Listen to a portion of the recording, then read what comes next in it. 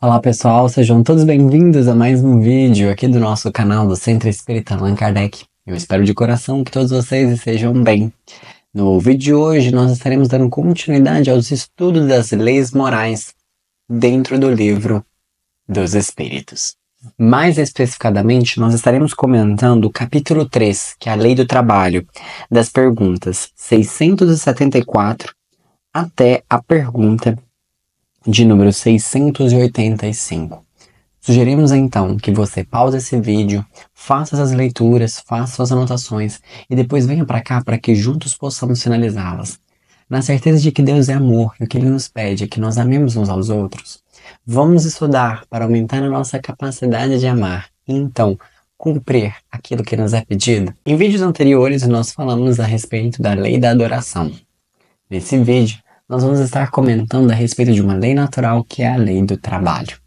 E olha que questão interessante. Nós precisamos entender primeiramente o que vem a ser trabalho, como ele se manifesta. Nós temos uma ideia de trabalho pensando naquela ideia do cansaço físico, de carregar peso e tudo mais. Será que somente é isso? Como que funciona essa situação? Então vamos juntar as respostas e as reflexões desse capítulo e construir uma linha de raciocínio. Olha que interessante. Os espíritos superiores nos explicam que o trabalho é uma lei da natureza e ele está ligado com a necessidade, ou seja, é necessário a todo ser humano. Então, todos nós devemos trabalhar. E eles comentam que toda ocupação útil é trabalho.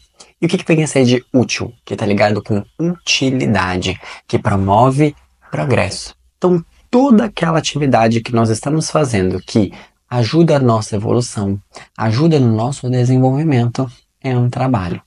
E todos eles são remunerados de alguma forma. Nós pensamos no trabalho, aquele da carteira assinada, mas os espíritos superiores nos convidam a fazer uma reflexão um pouco mais profunda da ideia do trabalho, daquilo que nos podemos fazer para nós ou para o outro, e que não necessariamente nós recebemos em dinheiro por aquilo. Sabe quando você, por exemplo, está lendo um livro e isso faz com que você mude o seu pensamento de vida, faz com que você seja uma pessoa melhor, e através da reflexão, através de mudar hábitos e etc. Isso é trabalho. Por quê? De acordo com a doutrina espírita, trabalho é tudo aquilo que é útil. E a partir do momento em que tem uma utilidade e serve para algo, que você lê um livro e faz você se relacionar melhor com as pessoas, faz você trabalhar de uma maneira mais eficiente, faz você ter uma vida mais saudável, aquilo teve um fim útil, consequentemente foi um trabalho. E eles explicam que o trabalho nada mais nada menos do que é o meio de nós aperfeiçoarmos a nossa inteligência. Que através do trabalho nós vamos conseguir desenvolver essa capacidade do discernimento, essa capacidade da escolha, essa capacidade de entendermos o que é bom e o que não é. E o trabalho vem justamente nos fornecer um meio para que haja então esse aperfeiçoamento. E eles falam, que sem o trabalho, o ser humano permaneceria sempre na infância quanto à sua inteligência. Assim sendo, devemos entender que tudo na natureza trabalha. Tudo na natureza está ali a produzir algo útil. Porém, ele comenta, de acordo com cada situação. Quando pensamos nos animais, pensamos nas plantas, eles trabalham. Só que eles trabalham para a conservação deles. Eles trabalham para os propósitos nos quais foram confiados. A nós, o nosso trabalho é um pouco mais amplo. No seguinte sentido, o ser humano, além de trabalhar para a sua própria conservação, assim como as plantas, assim como os animais, ele também trabalha no desenvolvimento da faculdade do pensar. Em outras palavras, do raciocínio, que é essa parte que nos torna realmente humanos, de pensarmos no Criador, pensarmos em nós e refletirmos sobre isso, em raciocinarmos sobre isso. E aí ele fala que através dessa necessidade, nós temos a capacidade de elevar a cada um de nós, em outras palavras, de sermos pessoas melhores. E que todos, sem exceção, somos folhas da floresta de Deus, poeticamente falando, no sentido de que estamos aqui para cumprir os desígnios. Então a planta ela tem como tarefa produzir o oxigênio e purificar o ar. O animal tem como tarefa produzir todo o ecossistema equilibrado. O ser humano tem como objetivo a faculdade do pensar. a faculdade de raciocinar, de produzir essas virtudes, valores, sabedoria, trazendo gentileza, humanidade, amor ao mundo. É isso que a natureza nos pede. E aí ele fala, né? A natureza do trabalho está em relação à natureza das necessidades. E isso é uma questão muito interessante. Aquilo que te é necessário, você então trabalha. Então a natureza do seu trabalho está acoplado com a natureza da sua necessidade. A planta tem a necessidade do solzinho, tem a necessidade da fotossíntese, então o trabalho dela está ligado naquilo. O animal tem a necessidade da proteção, do abrigo e do alimento, então o trabalho dele está ligado naquilo. E o ser humano? O ser humano ele tem a necessidade de pensar. O ser humano tem a necessidade de aprofundar os seus sentimentos. Então o trabalho também deve estar ligado a isso. E convenhamos, quantas vezes pensamos no trabalho muito numa visão somente do animal, né? De proteção, de conservação, de reprodução, e nós não pensamos que há algo que nós, seres humanos, que faz parte da nossa natureza, exigimos e pedimos. Nós temos a necessidade de algo a mais, né? Então eles nos explicam o seguinte, que todos nós temos a obrigação de nos tornarmos úteis conforme os meios que nós dispomos. E que nós temos a obrigação, além de aperfeiçoarmos a nós, aperfeiçoarmos também o nosso próximo. Que como ele coloca, a obrigação de ser útil aos seus semelhantes. Uma frase que poderia resumir bem esse convite é aquela ideia. Certifica-te de que és fator de soma na vida das pessoas de quem participas. Quando as pessoas travam um diálogo conosco, quando permitimos a união desses universos, as pessoas saem melhor do que elas entraram. Elas melhoraram um pouquinho que seja, conseguimos elevar a consciência delas para um patamar um pouco maior. Convém a nós a nossa reflexão, né? E aí, uma pergunta que eu achei muito interessante, que foi a pergunta de 681, Allan Kardec questiona. A lei da natureza impõe aos filhos a obrigação de trabalharem pelos pais? Olha a resposta. Certamente, do mesmo modo que os pais têm de trabalhar para seus filhos. Os membros de uma família se sentem impelidos a ajudarem mutuamente pelo amor filial. E isso é uma questão bastante interessante. No próprio Livro dos Espíritos eles falam, o forte deve trabalhar pelo fraco. E não vamos, de novo, interpretar somente uma visão simplista da ideia do forte físico e o fraco no sentido de pouco porte físico. Não, não é isso. Mas o forte, aquele que tem a capacidade de fazer. O fraco, aquele que ainda não tem. É um melhor exemplo. Os pais e o bebezinho, a criança, o adolescente. Então, quando ele fala que os fortes devem trabalhar pelos fracos, é que nós devemos, ao máximo, fornecer quando aquele ainda não consegue. Quer ver um outro exemplo dessa situação? Um professor que ensina algo aos seus alunos. Seus alunos, naquele momento, não sabem aquele conteúdo.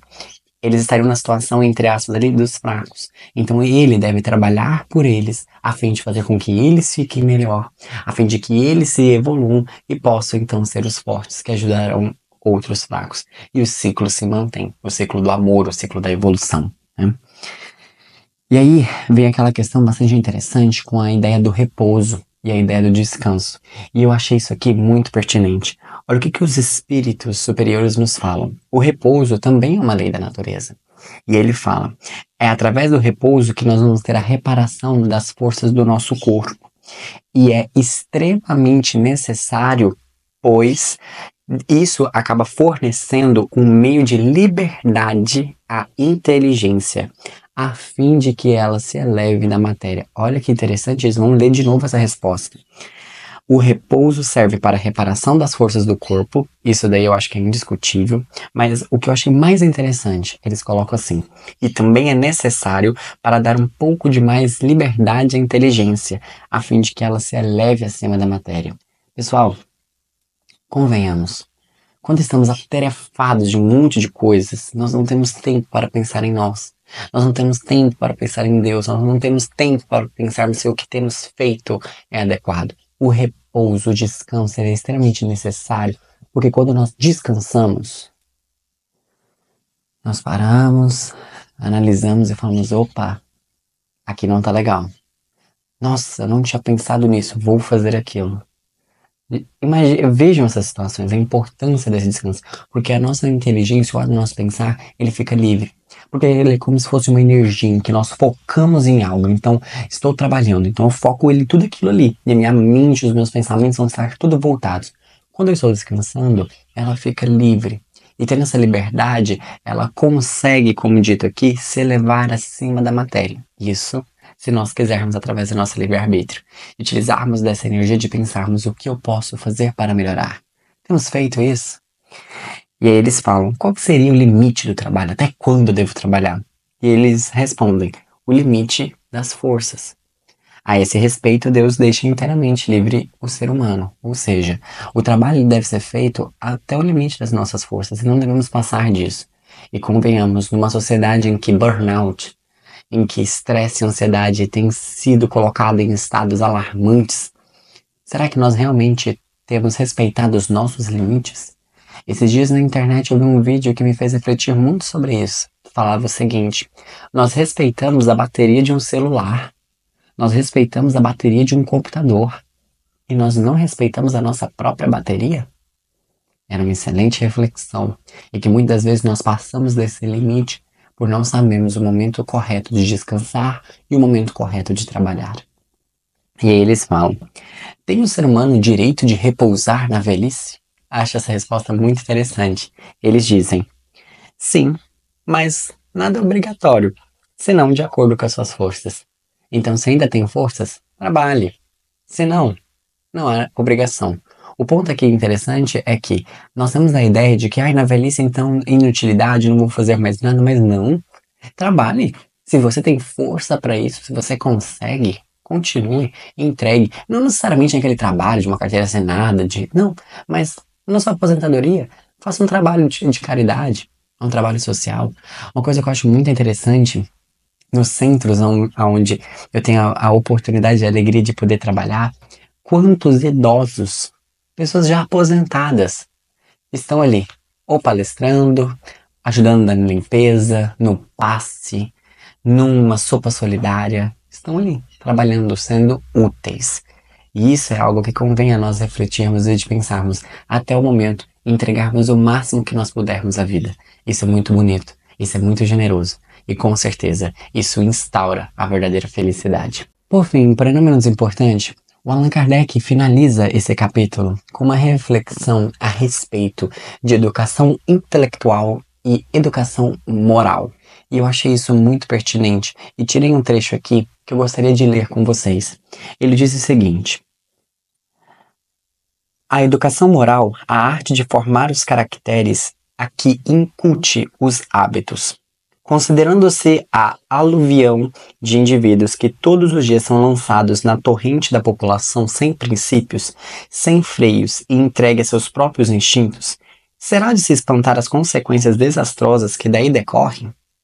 Quando essa arte for conhecida, ou seja, a arte de formar caracteres, de formar hábitos, de formar seres humanos, compreendida e praticada, o ser humano terá no mundo hábitos de ordem e de previdência para consigo mesmo e para com os seus próximos, de respeito a tudo que é respeitável, hábitos que lhe permitirão atravessar menos penosamente os maus dias inevitáveis. A desordem e a imprevidência são duas chagas que só uma educação bem entendida pode curar. E o que isso tem a ver com o trabalho? O que ele quis dizer com essa situação? É nesse ponto, ele vem nos convidar a refletir sobre os excessos que nós temos tido. Ou sobre as faltas, que também é um tipo de excesso. Né? O excesso de faltar algo, né? Mas enfim.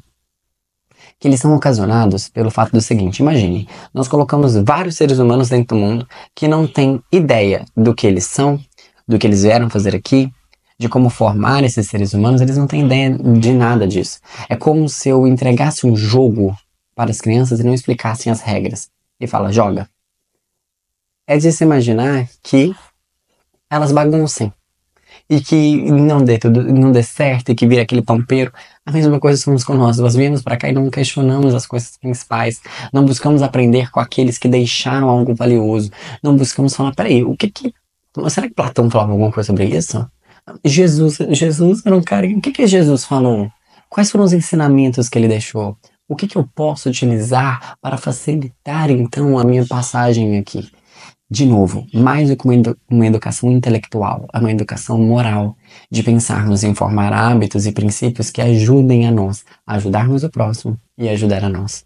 E que quando nós pensemos então na elevação em algo voltado para a utilidade, nós estamos então pensando no trabalho. E que, como nós acabamos de ver, é uma lei natural e que convém a cada um de nós, mediante as suas forças, fazer o máximo que se pode. Bom, esperamos que vocês tenham gostado desse vídeo e que possamos ter cultivado diferentes sementes, que possamos refletir um pouquinho mais sobre a importância do trabalho e que possamos pensar nas diferentes formas que esse trabalho se manifesta. Um beijo no seu coração e eu te vejo no nosso próximo vídeo. Até mais, pessoal!